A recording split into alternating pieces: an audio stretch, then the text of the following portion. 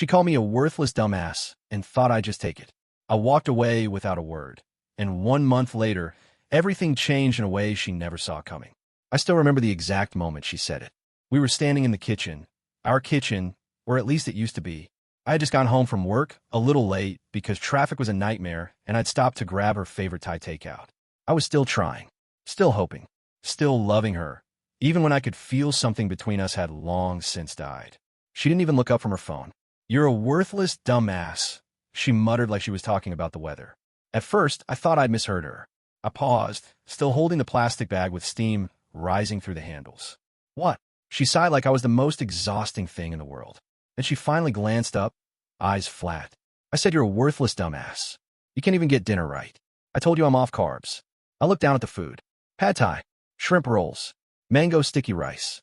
All the things she used to love. I didn't say anything. Just stood there with the bag in my hand like an idiot, trying to decide if this was what rock bottom felt like or if there was still a few feet left to fall. Something inside me shifted. Not a loud crack. More like the soft click of a door closing quietly behind you. I didn't yell. I didn't throw the food. I just said, "Okay." She raised an eyebrow like she expected more. Nothing to say? That's what I thought. I turned and went upstairs. Packed a small bag. Socks, underwear, a couple shirts. Grabbed my laptop, a notebook, and my passport. Don't ask me why. Maybe I needed to feel like I still had options. I left the pad thai on the counter. I didn't slam the door. Didn't even close it all the way. Just walked out. That night, I slept in my car, parked at a turnout by the lake just past the edge of town. I leaned the seat back and stared at the sky through the windshield. It was cold and smelled like pine and wet leaves. The kind of air that feels sharp when you breathe too deep. I kept thinking about the last time she'd smiled at me without something behind it. I couldn't remember. Maybe I should have seen it coming. The distance, the coldness, the sudden new gym routine, the late nights, the passwords changed. But I didn't want to believe it. You don't want to think the person who promised to love you is slowly building an exit plan while you're still making weekend brunch reservations. The next morning, I drove to my brother's place. He lives about an hour away and has a spare room he uses mostly for storing junk and occasionally as a guest room when my niece's hamster gets loose and needs to be found. He took one look at me and didn't ask any questions. Just pulled me into a hug and said, "Bathroom's down the hall. Room's all yours." I didn't talk to her for 2 days. Not because I wanted to make a point, but because I didn't know what to say. I kept looking at my phone, expecting some kind of message. An apology, a question, a fight, something, nothing. On the third day, I caved and texted, "You okay?" She replied 4 hours later, "You left. Not my problem." That's when I started to wonder if I ever really knew her at all. A week later, I went back to the house to grab the rest of my stuff. She wasn't home. I didn't want to see her anyway. The place felt smaller, colder, like it had been emptied of more than just my things. I packed quietly, took only what was mine, left the wedding photo that used to sit on the dresser. It didn't feel like mine anymore. As I was leaving, I noticed her laptop was still open on the dining table. Something told me not to look. I looked. Messages. Open chat windows. A name I didn't recognize, Brandon. I clicked. I won't give you every detail. Just enough. Flirtatious messages, inside jokes, late-night miss you texts. Screenshots of me. Literal screenshots. One where I was folding laundry, another while I was asleep on the couch. Captions like, "Still doesn't suspect a thing. LOL. That one hit different." There was a photo of them together, too. Hotel room mirror. Her head on his shoulder. His hand on her waist. Both smiling like they'd won some prize. I stared at it for a long time. Not because I was shocked. By then I wasn't.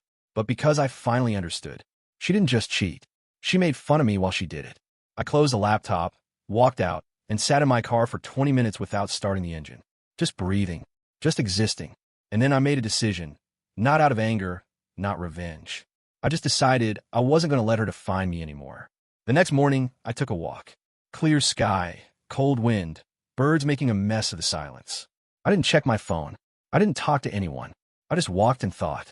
I thought about the way I used to shrink myself to keep the peace. How I stopped talking about my dreams because she rolled her eyes. How I'd laugh off her put-downs like they were jokes when they weren't. How I got used to being ignored. But I also thought about who I used to be before all of that. Someone who liked music, who used to write, who had friends and stayed up late playing dumb board games. Someone who knew how to be happy. I decided I wanted to find that guy again. It didn't happen all at once. Healing never does. But that morning walk, that was the first step and the beginning of something she never saw coming. The funny thing about leaving someone toxic is that you don't feel free right away. You feel hollow, like you just walked out of a burning house and only then realized you left your shoes, your photos, and half your memories inside. I spent the next couple of weeks in a kind of daze. I slept at my brother's place, helped him fix a leaky faucet in the bathroom, and spent way too long standing in the grocery store staring at cereal boxes like they held the answer to all of life's problems. I didn't cry. I didn't scream. I just felt muted, like my emotions were on low volume. But slowly, things started to shift. It began with a haircut. Nothing dramatic, just shorter, lighter, cleaner. Then I shaved the beard I'd kept for years because she liked it. I looked in the mirror and barely recognized myself. Not because I looked different, but because I could finally see me again underneath all the years of trying to be someone I wasn't. I got a gym membership. Nothing hardcore, just something to move my body. I started waking up early, not because I had to, but because I wanted to. Sunrises started to matter. So did silence. Coffee tasted better. I stopped doom scrolling and started reading again. Real books. Fiction. Stories about people finding themselves, messing up, starting over. One afternoon, I got a message from her. 2 weeks after I'd left. When are you coming back to talk like adults? I stared at it for a long time. Then I muted her number. I didn't know her a damn thing.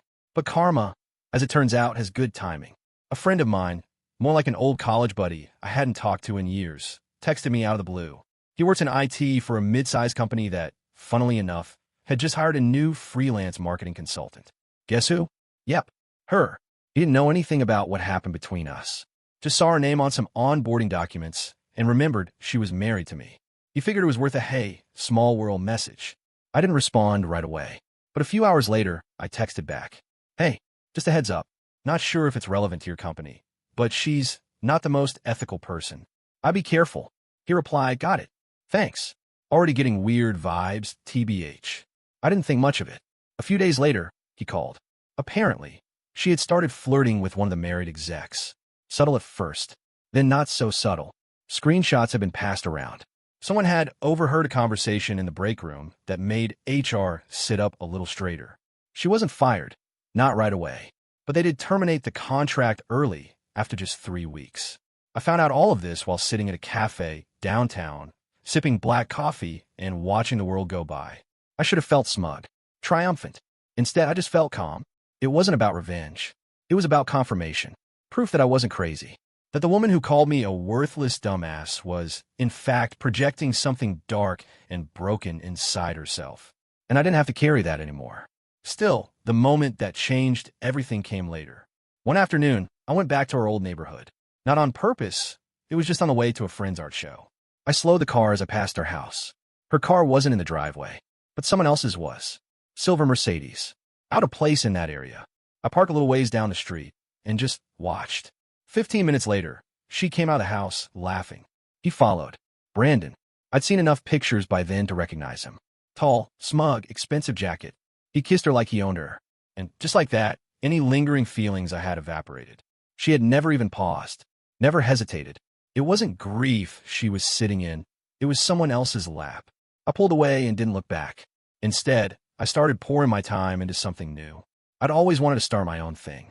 A small creative agency, something quiet and honest, helping local businesses with branding, copy, web design. Back when we were married, I'd floated the idea once.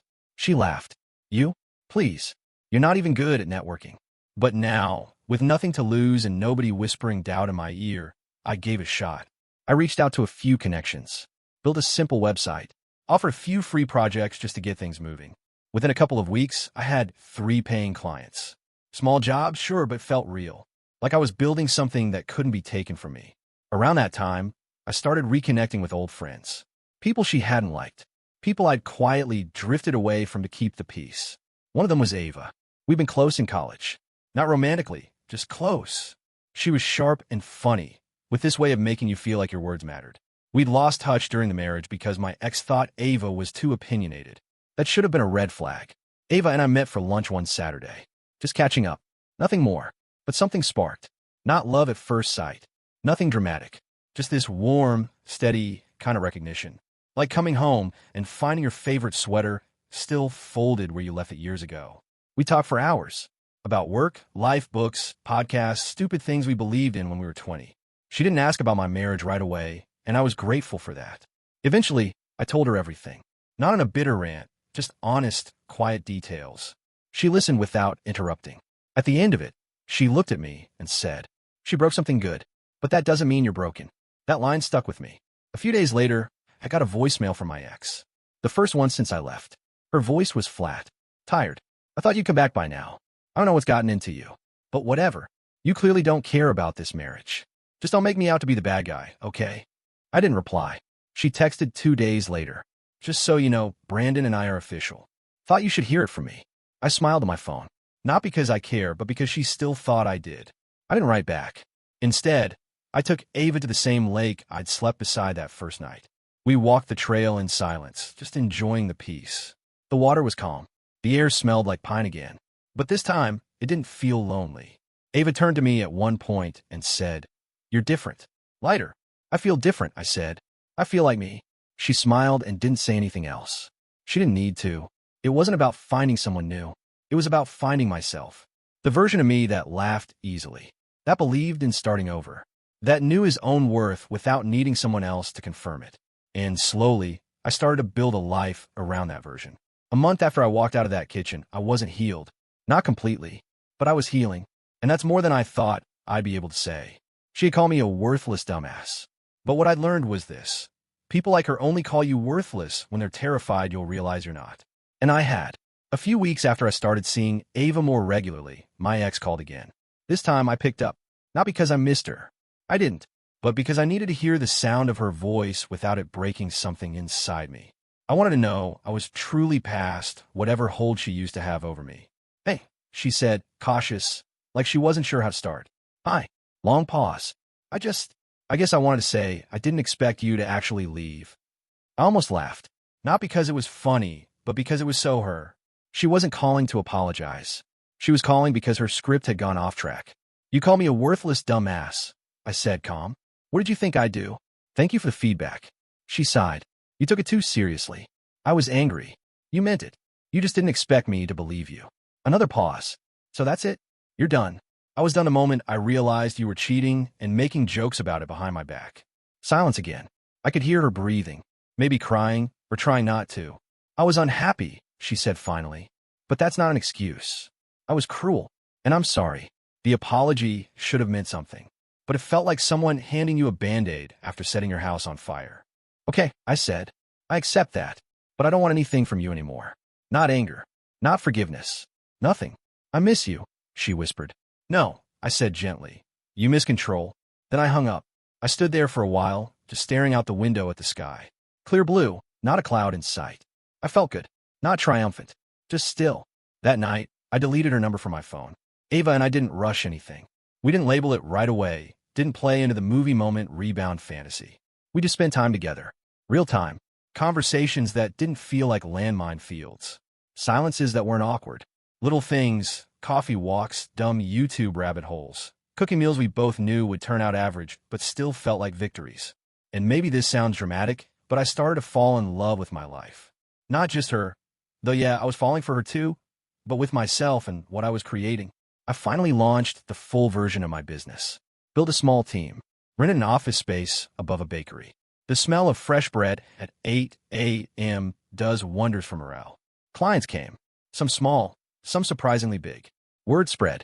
I stopped thinking about proving anything to anyone. I wasn't chasing validation. I was just building something I was proud of. One afternoon, I was clearing out an old Dropbox folder and found a video of my wedding. Just the first 10 minutes, clipped and saved. I hovered over the file for a second. Then I deleted it. No drama. No tears. Just a simple, quiet goodbye to the version of myself who thought love meant sacrificing her voice. Somewhere around the same time, a mutual acquaintance messaged me on Instagram. Said my ex had broken up with Brandon. Apparently, he'd started seeing someone else behind her back. Left her out of nowhere. I didn't feel vindicated. I didn't even feel sorry for her. I felt nothing. And that, not the haircut, not the business, not even Ava, that was the real turning point. When you can think about someone who once controlled your whole emotional climate and just feel neutral, that's peace. The thing is, I'm not interested in painting myself as some perfect guy who was wronged and rose like a phoenix or whatever. I had my flaws. I let myself shrink. I ignored red flags. I stayed when I should have left and I tried too hard to fix something that didn't want fixing. But I've learned. I've learned that love without respect is just control dressed in sentimentality. That peace is louder than passion. That walking away isn't weakness, it's strength. And I've learned that sometimes the best revenge isn't revenge at all. It's happiness. Real, quiet, honest happiness. A few months ago, I stood at the same lake where I'd spent my first night out of that house. Same spot, same pine-scented breeze. But this time, I wasn't sleeping in my car. I was holding Ava's hand. She leaned into me, smiled, and said, "So this is your favorite place, huh?" I looked at her and said, "It used to be where I came to fall apart. Now it's where I come to breathe." She squeezed my hand. "You earned that breath." Yeah, I did. And if you're still reading this, maybe you're going through something similar. Maybe you've been called names, made to feel small, doubted your own worth. I hope you know something. You're not a dumbass. You're not worthless. And if someone ever says you are, walk away. Then build a life so full of peace, they wouldn't even recognize you from the sidelines. I did, and I've never been more free.